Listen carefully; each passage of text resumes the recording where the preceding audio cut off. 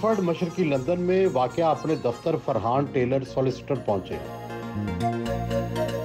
Staff ने इस्तकबाल किया।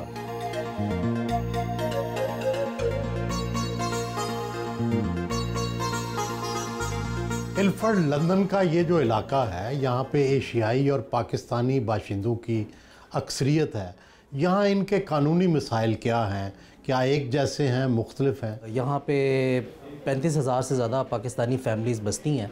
उसके अलावा जो सिख्स और हिंदूज़ हैं वो भी यहाँ पर हैं, और हमारे मसले काफ़ी हद तक इस कम्युनिटी के अंदर सेम है। और यहाँ पे भी जो फैमिलीज़ के दरमियान मेंटल इलनेस के इश्यूज़, प्रॉपर्टी के disputes, business issues. Mental illness के क्यों इश्यूज़ हैं और प्रॉपर्टी के क्या डिस्प्यूट्स हैं? आई थिंक कैपिटलिस्ट सोसाइटी के अंदर आप खूब से खूब तर की ख्वाहिश में जब आगे भागते हैं तो फिर जो आपका फैमिली के साथ बॉन्ड है वो डिस्टर्ब हो जाता है। और यही एक अच्छी बात है पाकिस्तान के अंदर कि वहाँ पे एक जॉइंट फैमिली सिस्टम है, फ्रेंड्स हैं, और एक दूसरे के साथ एक बड़ा गहरा ताल्लुक़ रहता है, जिसकी वजह से वहाँ पे मेंटल इलनेस कम है एज़ कम्पेयर टू लंदन।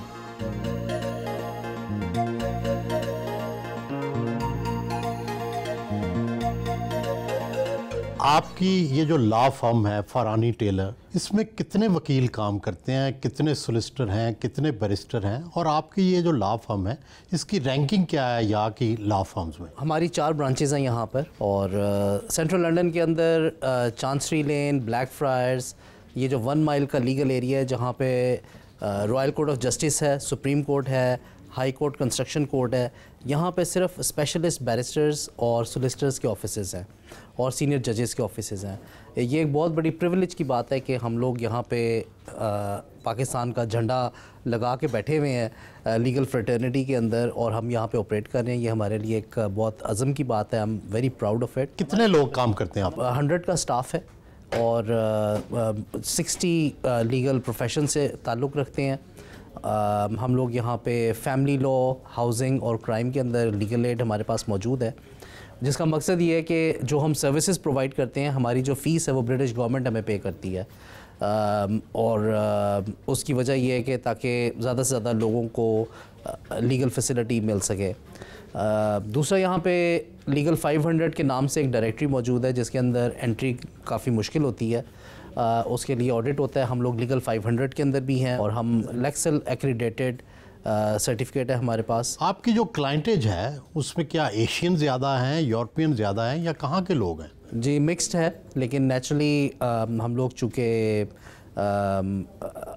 हमारा जो बिज़नेस मॉडल है इस तरह का है कि we are the voice of ethnic minorities, तो हमारे पास यहाँ पे चाइना डेस्क है जिसके अंदर चाइना से रिलेटेड लॉयर्स यहाँ पे चाइनीज़ कम्युनिटी को सर्विसेज दे रहे हैं।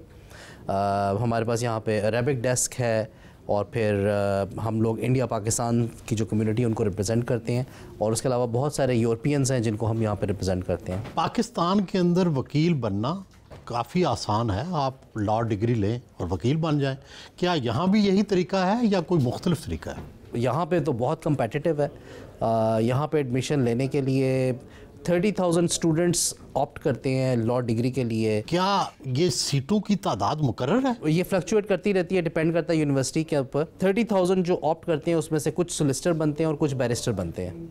सोलिसिटर बनने के लिए यहाँ पे फिर तकरीबन 3 से 5,000 तक के दरमियान सीट्स मौजूद हैं एकेडमिक क्वालिफ़िकेशन कंप्लीट करने के लिए, और बैरिस्टर बनने के लिए तकरीबन 2,000 सीट्स मौजूद होती हैं बैरिस्टर बनने के लिए, एकेडमिक पार्ट कंप्लीट करने के लिए।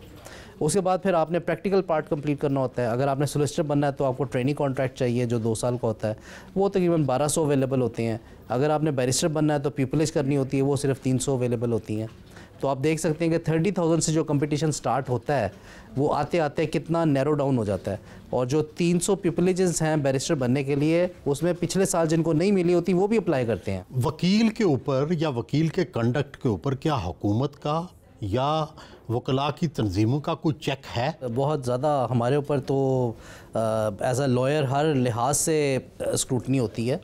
सबसे पहले हमारा रेगुलेटर है सोलिसिटर्स रेगुलेशन अथॉरिटी, फिर लॉ सोसाइटी है जो कि एकेडमिक क्वालिफिकेशंस को। वकील को किस किस चीज़ पर सज़ा मिल सकती है? अगर आप बगैर टिकट के ट्रेन में बैठ जाएं तो आपका लाइसेंस चला जाएगा। ट्रेन में टिकट ना होने का वकालत से क्या ताल्लुक? यहाँ पे ये कहा जाता है कि अगर आप अखलाकी तौर पे अपनी वैल्यूज़ को अपहोल्ड नहीं करते और आप डिसऑनेस्ट हैं तो आप अपने प्रोफेशन में भी डिसऑनेस्ट होंगे, तो इस वजह से आप इस प्रोफेशन में ऑपरेट ही नहीं कर सकते। आपकी जो लॉ फर्म है इसका सालाना टर्नओवर कितना है? यहाँ के हिसाब से 4 to 5 मिलियन के दरमियान हमारा। पाकिस्तान के हिसाब से पता करना हो तो कितने पैसे बनते हैं? प्रोबेबली अराउंड 40 करोड़ तक बनता होगा सालाना। आपको कितने मिल जाते हैं इसमें से पैसे?